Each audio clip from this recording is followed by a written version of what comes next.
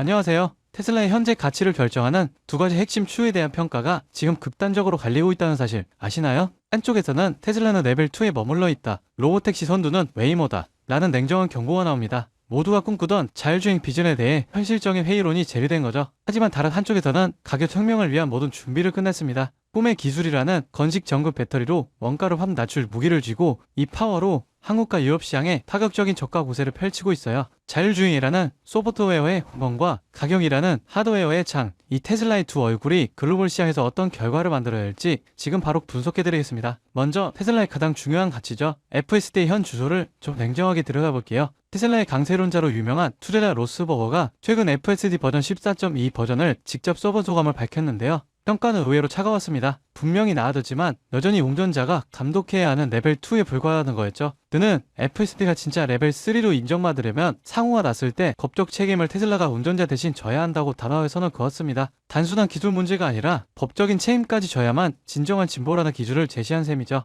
거버는 구글의 자회사 웨이모에 대해서는 명확한 선택 평가를 내렸습니다. 웨이모는 이미 레벨 4 자율주행 시스템으로 안전 요원 없이 고속도로를 달리고 있거든요. 테슬라도 아직 감독 인력이 동수한 채 테스트를 하는 것과는 확실히 대비되는 부분입니다. 하지만 테슬라가 완전히 손을 놓고 있는 건 아니에요. 최근 네바다주에서 자율주행 상호 운영 자체 인증을 완료하면서 로보택시 상용화를 위한 첫 단추를 꿰었고요. 머스크도 연내 오스틴에서 운전자 없는 로보택시를 시범 운영하겠다고 예고했습니다. 갈 길이 멀지만 법적, 제도적 준비도 동시에 진행하고 있다는 걸 보여준 거죠. FSD라는 소프트웨어의 숙제가 남아있지만 테슬라가 하드웨어에서는 정말 엄청난 무기를 쥐게 됐습니다. 바로 꿈의 배터리 기술이라고 불리던 건식 전극 공정을 완성했다는 소식이에요. 테슬라가 기존 1세대 기술의 한계를 뛰어넘는 완전한 2세대 기술을 확보한 겁니다. 이 공정은 배터리를 만들 때 공정을 확 줄여서 제조 원가를 엄청나게 절감할 수 있습니다. 여기에 전극을 더 두껍게 만들 수 있어서 에너지 밀도까지 높일 수 있는 일석이조의 기술이죠. 이게 투자자들에게 중요한 이유가 뭐겠어요? 바로 전기차 가격 경쟁력입니다. 테슬라가 이 기술을 기반으로 더 저렴한 전기차를 대량 생산하게 된다면 글로벌 시장에서 가격 주도권을 아무도 따라갈 수 없게 됩니다. 이 건식 공정 기반 배터리가 사이버 트럭에도 곧 탑재될 예정이라고 하니 테슬라가 이제 말만 하던 원가 절감을 실제 양산 단계에서 보여줄 때가 된 것 같아요. 이 가격 경쟁력과 기술력을 바탕으로 테슬라가 지금 한국 시장을 얼마나 무섭게 파고들고 있는지 아시나요? 테슬라는 올해 판매될 차량의 99.7%를 중국 상하이 기가팩토리에서 들여왔습니다. 중국산 물량으로 가격 경쟁력을 확보하고 출고 대기 시간을 줄인 거죠. 그 결과가 어땠을까요? 테슬라 코리아가 현대차에 이어 국내 전기차 시장 점유율 3위까지 치고 올라왔습니다. 특히 모델 Y는 국내에서 가장 많이 팔린 전기차 모델 1위를 차지했죠. 5대 중 한 대가 모델 Y였던 셈입니다. 여기 기술력도 빼놓지 않았습니다. 최근 감독형 FSD 기능을 국내 차량에 전적으로 배포했어요. 비록 법적으로는 레벨 2지만 복잡한 서울 도심을 아주 매끄럽게 주행하는 영상들이 소셜미디어에서 큰 화제를 모으기도 했습니다. 최근 한미 관세 합의로 미국산 FSD 적용 모델의 국내 수입 상한선까지 폐지되면서 앞으로 미국산 모델과 FSD 기능 탑재 차량이 더 많이 들어올 가능성이 커졌습니다. 국내 와전차 업계가 긴장할 수밖에 없는 상황인 거죠. 한국뿐 아니라 유럽 시장에서도 테슬라의 공격적인 가격 전략이 이어지고 있습니다.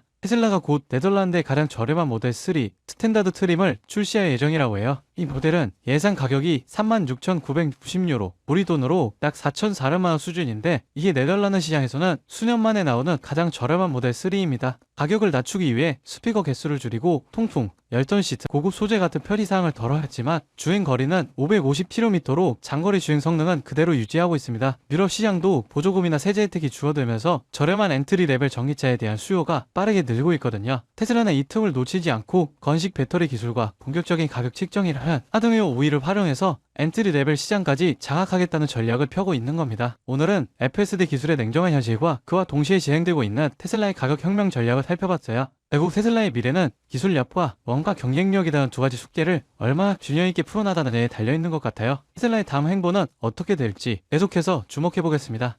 여러분 지금 시장을 보면요, 이상한 장면 하나가 반복됩니다. 뉴스는 불안만 얘기하고 커뮤니티에 현금을 주고 버티라 말하는데 정작 돈을 버는 쪽은 조용히 움직이고 있습니다. 지금 시장 어려운 게 맞습니다. 하지만 어렵다는 이유로 멈춘 순간 그 자리를 기관과 상위 1%가 채워버려요. 시장에서는 이런 말을 합니다. 돈은 시끄러운 곳이 아니라 조용한 곳에서 벌린다. 사람들은 여전히 대장주만 보지만 실제로 크게 터지는 종목들은 항상 옆에서 기술을 공급하고 데이터를 만들고 전력을 흘리는 기업들입니다. 지금도 똑같아요. 테슬라가 로보틱스, 자율주행으로 새로운 방향을 여는 동안 그 생태계를 움직이는 2차, 3차 수혜주들은 이미 바닥을 찍고 고개를 들고 있습니다. 여러분, 지금 시장은 지켜보는 사람이 아니라 움직이는 사람이 위에 올라가는 구간이에요. 이번 사이클을 놓치지 않을 분들만 끝까지 보셨으면 합니다. 여러분, 진짜 중요한 건 테슬라를 움직이는 기업들이 어디로 움직이느냐입니다. 최근 시장에서 가장 조용히 그러나 가장 강하게 들리는 신호가 있어요. 국내 수혜주들이 슬슬 깨어나고 있다는 겁니다. 예를 들어 포스코 퓨처 M, 테슬라 응급제 공급 확대 이후 3개월 동안 기간 순매수가 1조 원 넘게 들어왔습니다. 에코프로 BM은 전기차 침체 얘기가 나오는 와중에도 테슬라, BYD, CATL의 생산량 증가 전망에 맞춰 실적 컨센서스가 다시 올라오고 있어요. LG 에너지솔루션, 테슬라 상하이 배터리 공급 확대 소식 이후 외국인 매수세가 다시 유입되기 시작했습니다. 이런 흐름은 보통 다음 사이클의 전조가 되죠.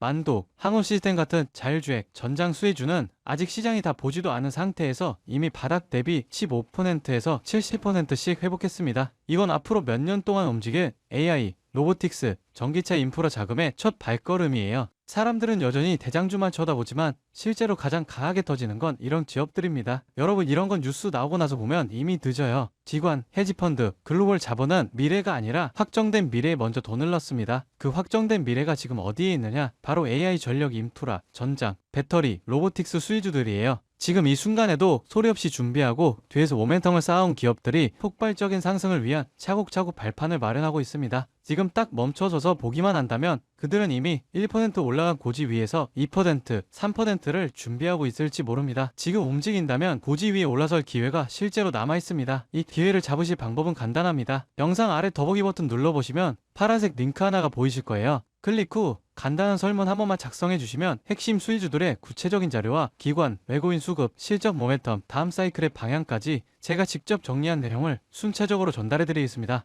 물론 금전 여부나 특정 종목에 강해왔던 건 절대 없습니다. 선택은 언제나 시청자분들의 몫이고 저는 시장을 읽을 수 있는 도구만 전달해 드릴 뿐이에요. 지금 시장은 기다린다고 기회가 오는 구간이 아닙니다. 준비된 사람만이 움직임을 읽고 다음 상승의 첫 파동을 잡아갈 수 있습니다. 제가 드리는 정보들은 그냥 가볍게 참고만 하셔도 되고 앞으로 시장이 어디로 흐르는지 체감하시는 데에도 충분히 도움이 되실 겁니다. 여러분이 시장에서 흔들리지 않고 꾸준히 이익을 쌓아가실 수 있길 진심으로 바랍니다. 오늘 영상은 여기까지고요. 구독과 좋아요는 큰 힘이 됩니다. 다음 영상에서 더 중요한 흐름으로 찾아뵙겠습니다.